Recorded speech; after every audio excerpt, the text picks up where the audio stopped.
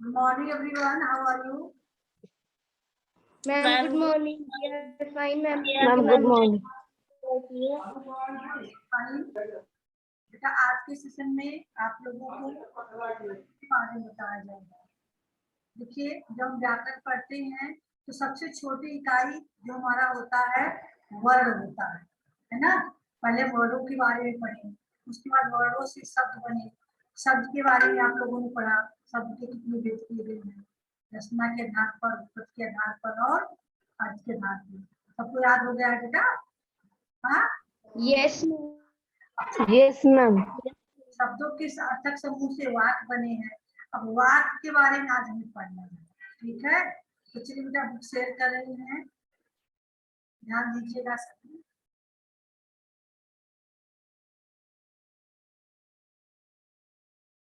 चलिए, सबको बुक दिखने लगी कि नहीं बेटा? Yes, ma'am. yes, ma'am.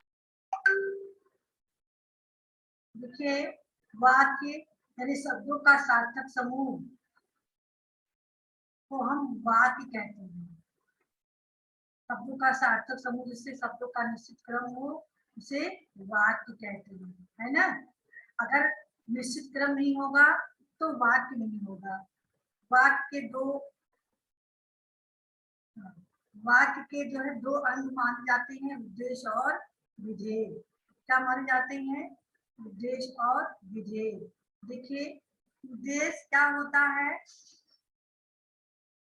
यानी जिसके बारे में बात, उद्देश्य यानी जिसके बारे में बात की जाती है। विधेय का क्या होता है? जो वाक्य जिसकी सहायता से वर्णन किया जाता है, ठीक है। जैसे उद्देश्य के बारे में बताया गया है, प्रधानमंत्री लाल किले पर तिरंगा फहरा रहे हैं। तो यहाँ पे किसके बारे में बात की जा रही है बेटा? या किसके बारे में बात की जा रही है? मैम मुद्दे के बारे में। यहाँ इस वाक्य में उद्देश्य कौन होगा? प्रधानमंत्री लाल किले पर झंडा फहरा रहे हैं, तो यहाँ पर किसके बारे में बात की जा रही है? मैम प्रधानमंत्री। वेरी गुड, यही सुनना चाहते थे। उद्देश्य का मतलब जिसके बारे में बात की जाती है। यहाँ पर लाल किले पे झंडा फहराने का काम कौन कर रहा है? प्रधानमंत्री। तो आपको पता है प्रधानमंत्री देश होंगे, क्योंकि प्रधानमंत्री के बारे में बात की जा रही है ना। और बाकी जो है ये सब विधेय है ना, जिसके बारे में बात की जाती है उद्देश्य होता है, और जिसकी सहायता से वर्णन किया जाता है वो विधेय होता है। प्रधानमंत्री आपका उद्देश्य है और लाल किले पे झंडा फहराना उनका विधेय है, ठीक है, जो उनके द्वारा किया गया कार्य विधेय है। दूसरा उदाहरण है, शिवम दौड़ता है। यहाँ पर महक बताइए किसके बारे में बात की जा रही है? मैम शिवम। उद्देश्य कौन होगा इसमें? मैम शिवम उद्देश्य है, मैम दौड़ता है, मैम विधेय विधेय है ना। Yes, ma'am. श्याम ने आगरा जाने के लिए टिकट लिया। इसमें बेटा आप बताएंगे, अभिराज आप बताइए, श्याम ने आगरा जाने Yes, ma'am. इसमें उद्देश्य क्या है, विधेय क्या है? मैम श्याम ने आगरा जाने के लिए टिकट लिया। मैम श्याम उद्देश्य है और मैम जाने के लिए टिकट लिया मैम विधि। Very good. अगला एग्जाम्पल, बुद्धिमान व्यक्ति किसी से झगड़ा नहीं करते, है ना। चलिए फिर आप बताएंगी यहाँ पर उद्देश्य क्या है, विधेय क्या है बेटा? जब तक हम उद्देश्य और विधेय के बारे में नहीं जानेंगे तब तक फिर वाक्य के भेद के बारे में नहीं पढ़ सकते। पहले हमने वाक्य के जो भेद हैं उसको जानना है। फिर आप बताएंगे उद्देश्य क्या है, विधेय क्या है? मैम व्यक्ति उद्देश्य एंड किसी से झगड़ा न करते, मैम ये विधेय है। बुद्धिमान व्यक्ति उद्देश्य है और किसी से झगड़ा नहीं करता, यानी उसके द्वारा किया गया कार्य है, ये आपका विधेय होगा। बहुत अच्छा बेटा। तो चलिए आप वाक्य के लिए आवश्यक जो तत्व होते हैं उसके बारे में जानेंगे। वाक्य के दो अंग के बारे में हमने जाना ना, वाक्य के दो अंग होते हैं, उद्देश और विधेय। अब हमें जानना है वाक्य के लिए आवश्यक तत्व क्या है। देखिए, पहला है सार्थकता, दूसरा क्रम, तीसरा योग्यता, चौथा आकांक्षा, पांचवा आसक्ति और छठवां अनन्य। यहाँ पे देखिए सार्थकता क्या होता है बेटा, सार्थक शब्द वाक्यों का, सार्थक शब्दों का प्रयोग, तभी वाक्यों की भाव अभिव्यक्त होती है।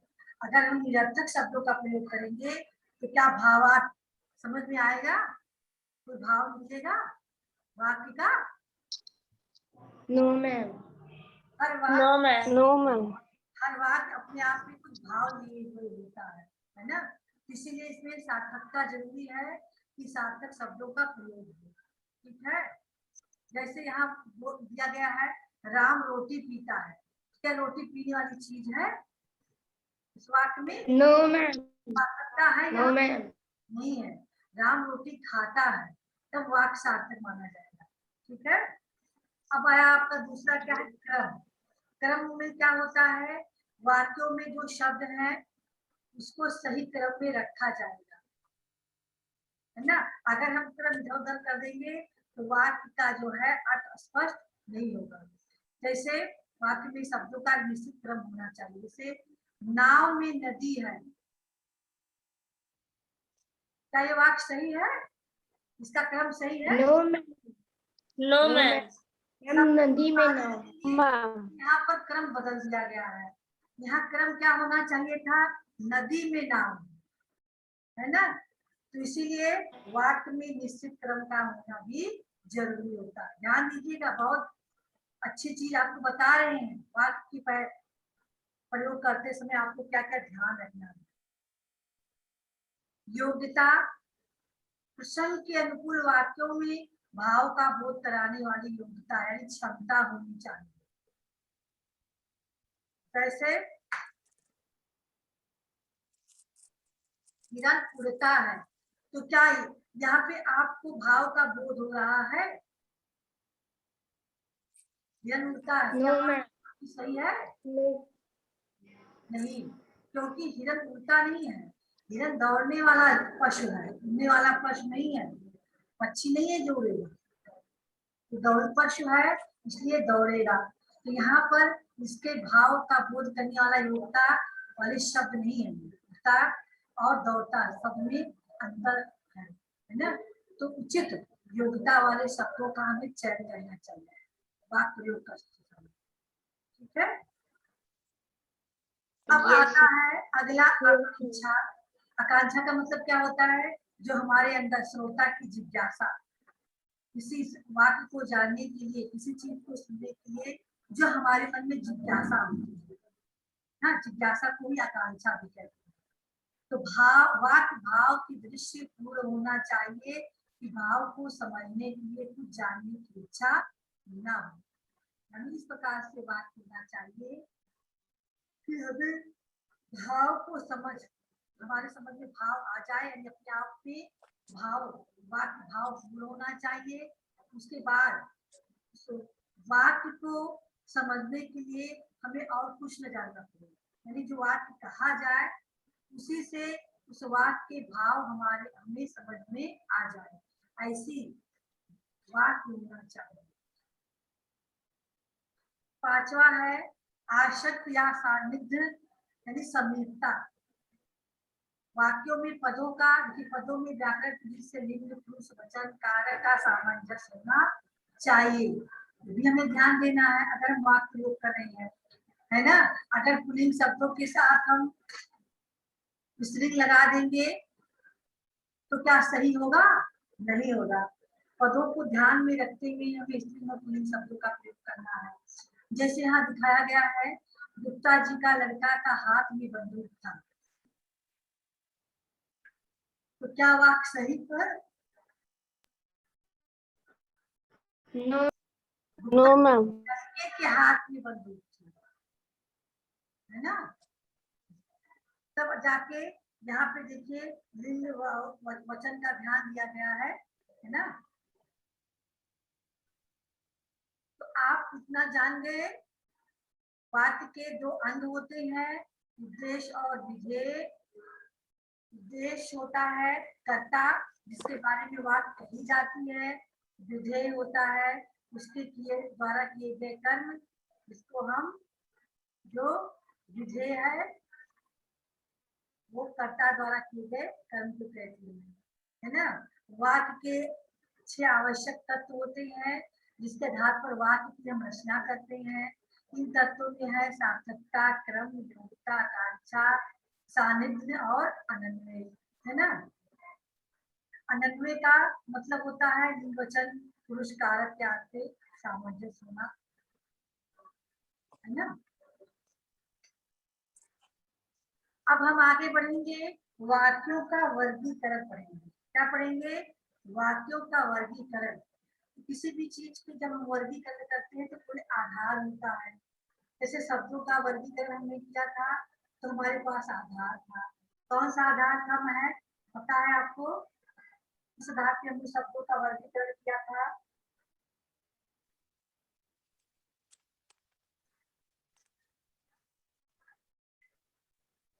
फिलहाल प्रिया कोई बताए? मैं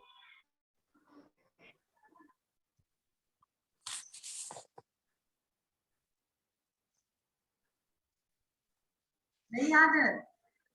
ऐसे आप लोग पढ़ाई करोगे? जब हम पढ़ाएंगे पीछे पीछे भूलते जाओगे। हाँ, शब्दों का वर्गीकरण किस आधार पर किया गया? रचना के आधार पे, उत्पत्ति के आधार पे और अर्थ के आधार पे और विकारी अविकारी अर्थ के आधार पे। यही तो था स्रोत, स्रोत के आधार पे, है ना। ऐसे ही वाक्यों का वर्गीकरण का आधार है, यस मैम। रचना के आधार पे, दूसरा है अर्थ के आधार पर। तो सबसे पहले हम रचना के आधार पे वाक्य का भेद करें। तो रचना के आधार पे वाक्य के 3 भेद किए हुए हैं। सरल वाक्य, Power on. Bluetooth mode. Pairing. सरल वाक्य, संयुक्त वाक्य और Mode. मिश्रित वाक्य। है यस मैम। उधर से आपकी आवाज आ रही थी बेटा।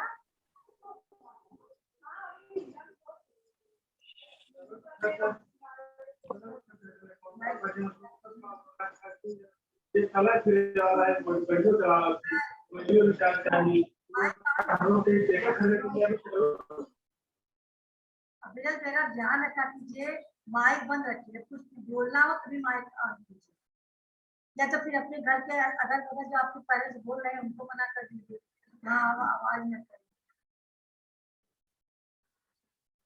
तो चलिए वाक्य का रचना के आधार पे हम पढ़ेंगे सरल वाक्य, संयुक्त वाक्य और मिश्रित वाक्य। सरल वाक्य क्या होता है? इसमें बेटा एक उद्देश्य और एक विधेय होता है। क्या होता है? एक उद्देश्य यानी कर्ता एक होता है, उसके द्वारा किया गया एक कार्य होता है यानी विधेय होता है। वीडियो ऑन रखिए सभी।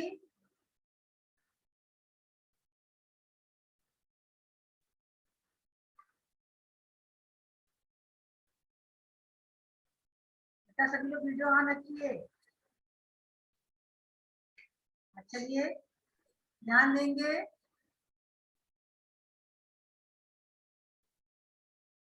सरल वाक्य में एक उद्देश्य और एक विधेय होता है। उदाहरण के लिए, लड़के ने अपना दोष मान लिया। सुन रहे हो मेरी आवाज सभी?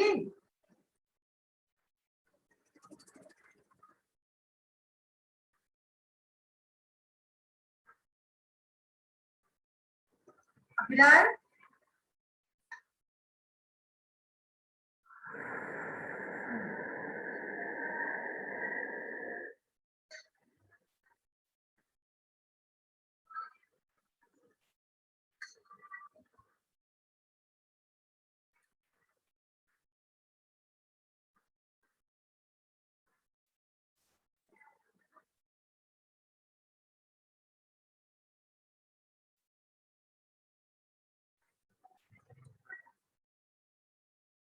बेटा सभी लोग आवाज सुन पा रहे हो?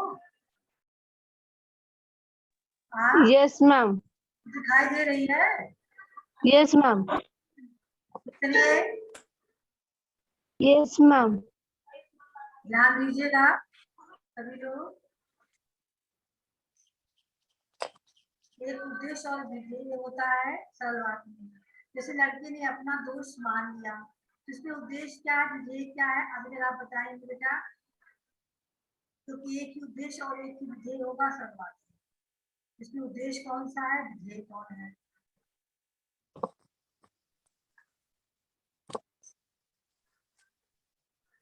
बताइए बेटा।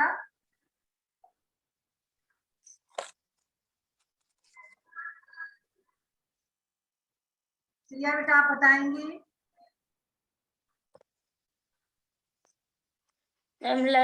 मैम लड़का उद्देश्य उद्देश्य है एंड अपना दोस्त मान लिया। मैम ये विधेय है। बहुत अच्छा। वर्षा हो रही है महक, इसमें मैम वर्षा उद्देश्य है, मैम हो रही है, मैम विधेय। सूर्योदय होने पर कुहासा जाता रहा। अरुण, आप बताएंगे? अरुण, अरुण,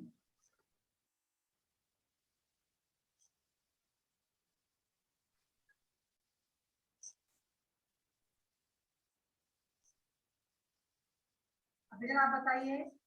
सूर्योदय होने पर कुहासा जाता रहा, यहाँ उद्देश्य क्या है, विधेय क्या है?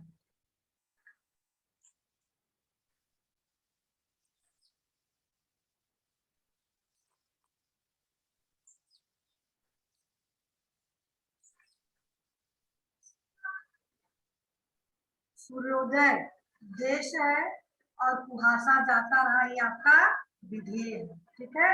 सीता और गीता हिंदी की किताबें पढ़ रही है। Yes ma'am. सीता और गीता उद्देश्य है और हिंदी किताबें पढ़ना इनका विधेय हुआ। तो यहाँ पर सरल वाक्य में एक ही उद्देश्य और एक ही विधेय होता है, यानी एक वाक्य होता है। ठीक है। संयुक्त वाक्य में क्या होता है, जब दो या दो से अधिक सामान्यीकरण वाक्य किसी समुच्चय बोधक अव्यय की सहायता से जुड़े हों। इसमें बेटा दो या दो से अधिक वाक्य किसी समुच्चय बोधक चिन्हों के माध्यम से आपस में जुड़े होते हैं। समुच्चय बोधक शब्द आप पढ़े हैं ना,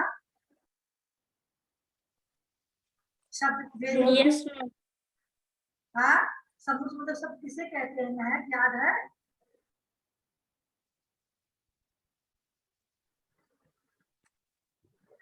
यस मैम। समुच्चय बोधक शब्द मैम समुच्चय बोधक शब्द होते हैं मैम जो वाक्यों को हम जोड़ते हैं। हम जैसे एक वाक्य होता है मैम, उसमें एक शब्द और लगा के हम दूसरा वाक्य जोड़ देते हैं। का कोई चिन्ह है? ऐसे आपको मालूम समुच्चय बोधक शब्द है, कुछ शब्द होते हैं। मैम जैसे हाँ बोलिए। मैम जैसे इसलिए और परंतु, किंतु, लेकिन। बल्कि, अतः, फिर भी, है ना, तथा, अथवा, इसलिए। चलिए बेटा, तो यहाँ पे योजक जो समुच्चय बोधक अव्यय होता है, जो समुच्चय बोधक शब्द होते हैं, उसकी सहायता से दो वाक्यों को एक में जोड़ता है संयुक्त वाक्य, है ना।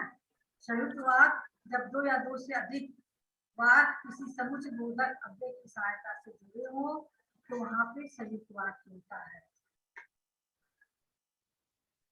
उदाहरण, मैं कल सभा में भाषण दूंगा या एक पत्र पढ़ूंगा। देखिए, मैं कल सभा में भाषण दूंगा, अपने आप में ये वाक्य है, ये यस मैम। वाक्य है। Yes ma'am. एक पत्र पढ़ूंगा, ये भी अपने आप में एक पूर्ण वाक्य। Yes ma'am. तो यहाँ पे योजक चिन्ह क्या है, ये समुच्चय बोधक शब्द या को के माध्यम से दो वाक्यों को आपस में जोड़ दिया गया है और इससे बन गया दो सरल वाक्यों को आपस में जोड़ के संयुक्त वाक्य बना दिया या चिन्ह के माध्यम से। ऐसे ही सूर्योदय होता है और धूप खिल जाती है। सूर्योदय होता है ये अपने आप में पूर्ण वाक्य है, धूप खिल जाती है या धूप निकल आती है, यह भी अपने आप में वाक्य है। यहाँ पे और समुच्चयबोधक शब्द है जिसके द्वारा वाक्य को जोड़ने का काम हो रहा है। आ गई समझ में? Yes ma'am. Yes ma'am. Yes ma'am.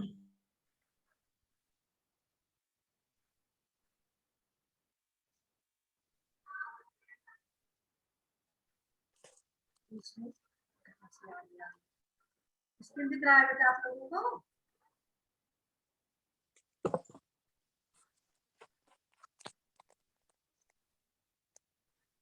Ma'am screen के ऊपर मैम ब्लैक ब्लैक। हाँ बेटा यस मैम मैम।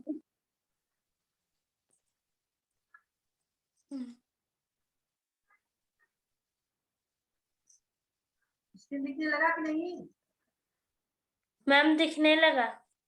हाँ मैम दिखने लगा। मैम दिखने लगा।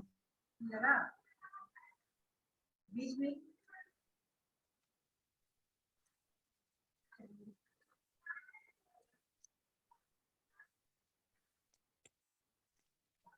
चलिए ध्यान दीजिएगा।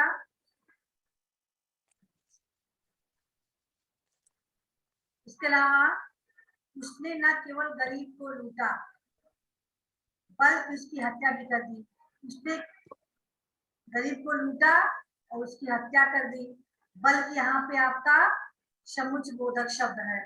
राजकुमार ने भाई को मार डाला, सब राजा बना, है ना?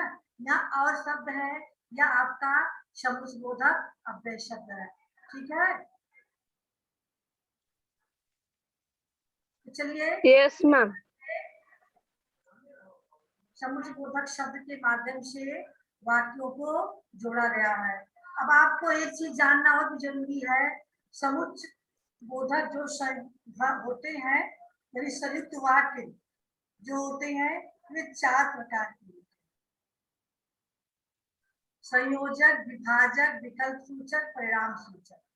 कै प्रकार के होते हैं? 4 प्रकार। जो संयुक्त वाक्य नहीं, समुच्चयबोधक वाक्य जो होते हैं अपने 4 प्रकार के होते हैं।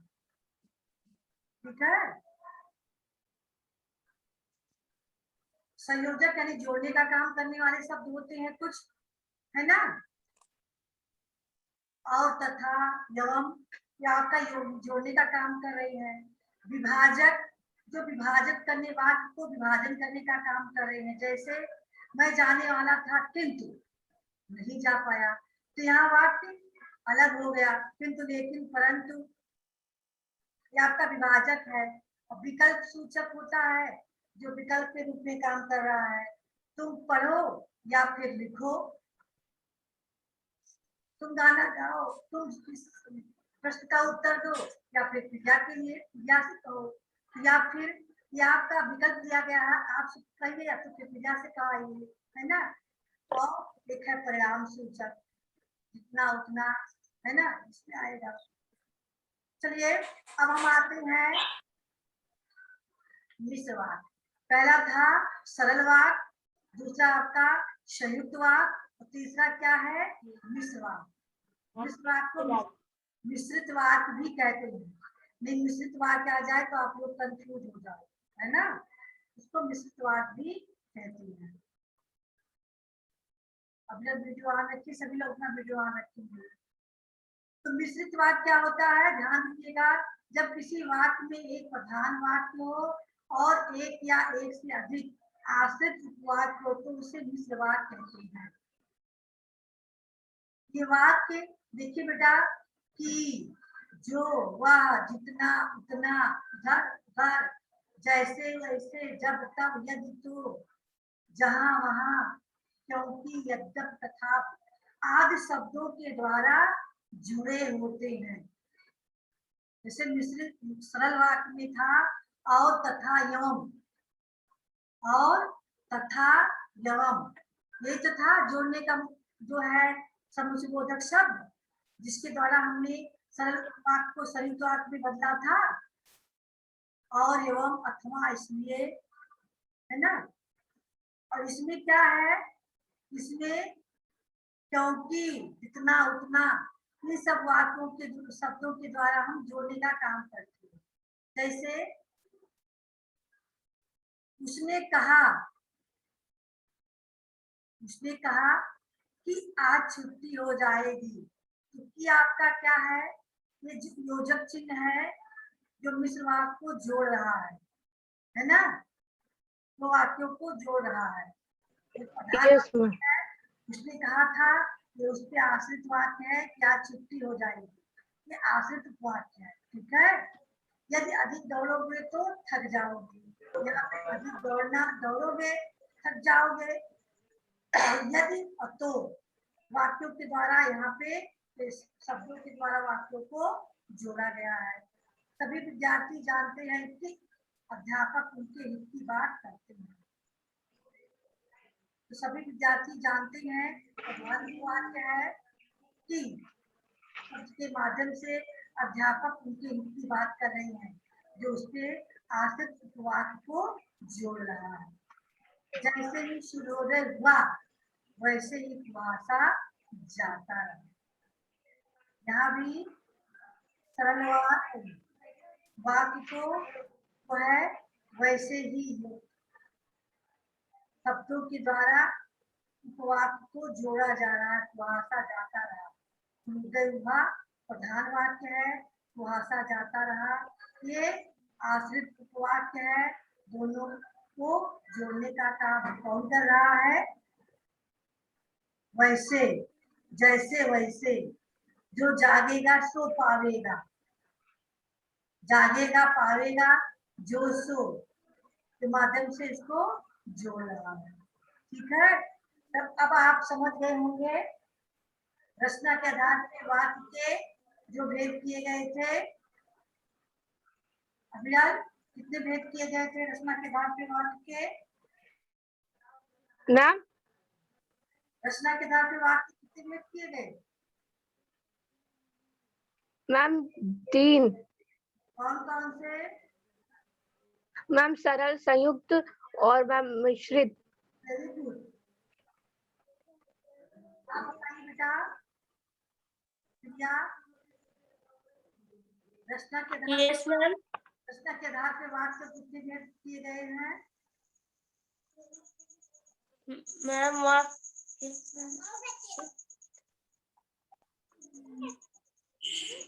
मैम 2।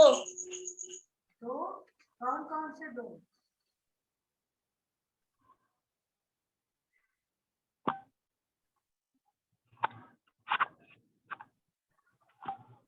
बताइए,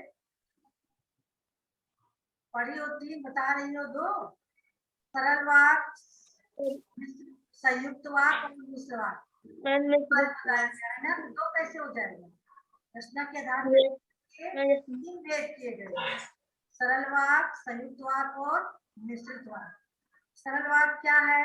अरुण, आप तो केवल वीडियो बंद करके नाम करते हो बैठने का।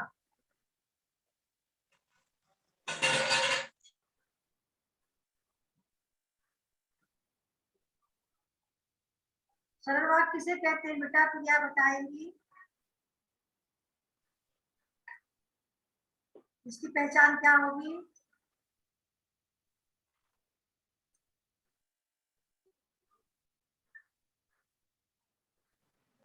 मैम सरल वाक्य में एक उद्देश्य और एक विधेय होता है।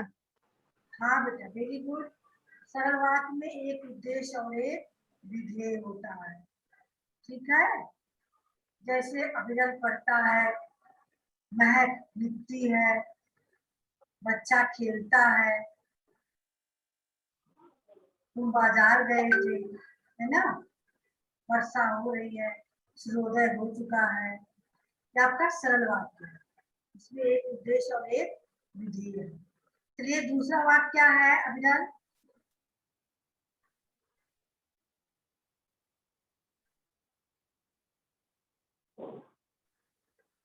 बताइए।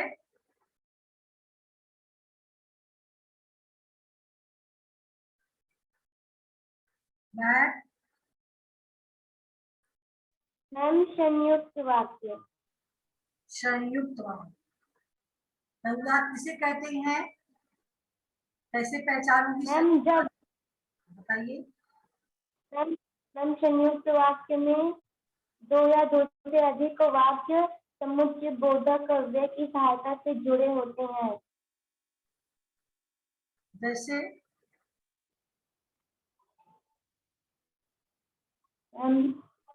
जैसे श्याम खेलता है और सीता गाती है।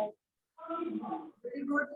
यहाँ पे आपका समुच्चय बोधक शब्द कौन सा है?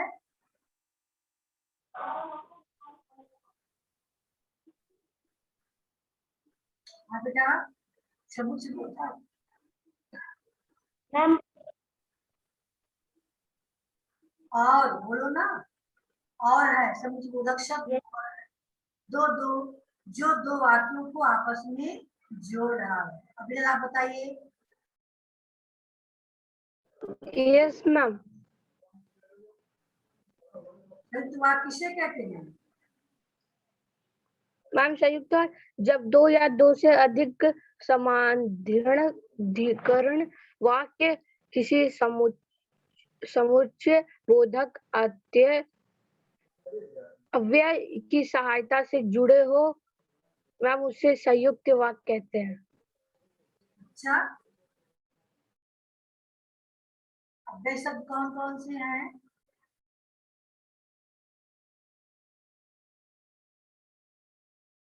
कैसे में पता चलेगा कि अव्यय शब्द है? समुच्चय बोधक अव्यय है,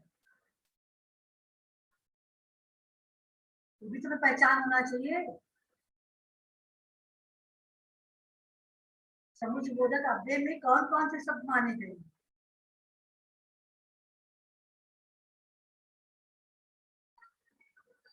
अभिलाष बताइए बेटा, यस मैम।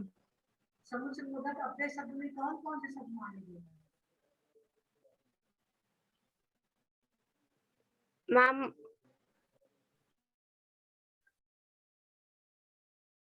जल्दी कीजिए, नहीं आते। फिर आप बताइए।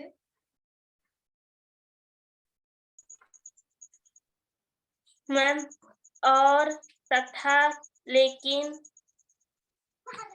बल्कि,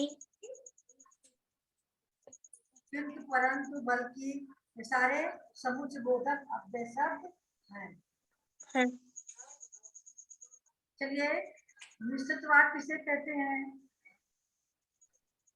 या मिश्र वाक्य?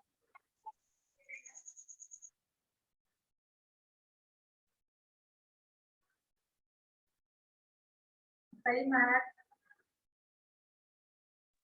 मैम मिश्रित वाक्य में एक वाक्य प्रधान होता है और इसमें एक या एक से अधिक आंशिक उपवाक्य होते हैं। मैम जैसे जो जागत है तो पावत है, जो सोवत है वो खोवत है। जो जागत है सो पावत है, जो सोवत है सो खोवत है। जो सो है ना, ये आपका समुच्चय बोधक शब्द है, जो कि वाक्य के सब प्रधान वाक्य को आश्रित उपवाक्य से जोड़ रहा है। ठीक है, इस तीनों को आप यस मैम। बढ़िया से तैयार कर लीजिएगा। Yes ma'am. और अपने यहाँ पे जो एग्जाम्पल दिया गया है उसके छोड़कर आप लोग अपना एग्जाम्पल 5-5 लीजिएगा, है ना। जैसे एक दो इसमें से ले लीजिएगा, खुद से भी वाक्य प्रयोग कीजिएगा ताकि आपका स्पष्ट हो जाए। ठीक है, जब नोट्स को तैयार यस करेंगे आप इस एग्जाम्पल को तो लिखेंगे, यस मैम। इसके अलावा हर वाक्य में 5-5 अपने एग्जाम्पल लिख देंगे। इसे आधार पे समझ में आ रहा है, और इसको याद कर लेंगे। अगले सेशन में फिर आप लोगों को हम अर्थ के आधार पे वाक्य ब्रेक कराएंगे, क्योंकि उसमें 8 है, 8 के बारे में जानना जरूरी है आपको। ठीक है, अभी यहाँ पे आया था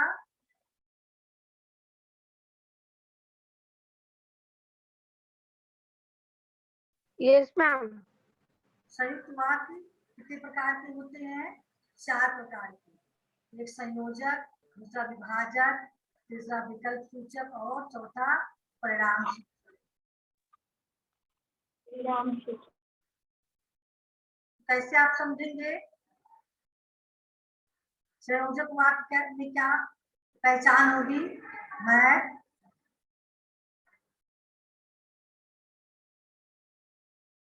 हमने भी बताया था ना, संयोजक जो वाक्यों को जोड़ने का काम करते हैं।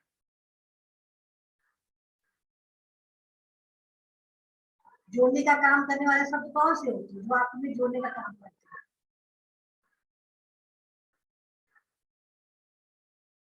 मैम संयुक्त वाक्य में जोड़ने का काम। हाँ, तो कौन से? समुच्चयबोधक वाक्य तो है ही है। और, तथा, एवं, भाई और बहन, आकाश और पाताल, माता एवं पिता, है ना? इस तरह से हम बोलते हैं कि दोनों का संबंध आपस में जोड़ रहे होते हैं, है ना? विभाजक क्या होगा? विभाजक संयुक्त वाक्य क्या होगा?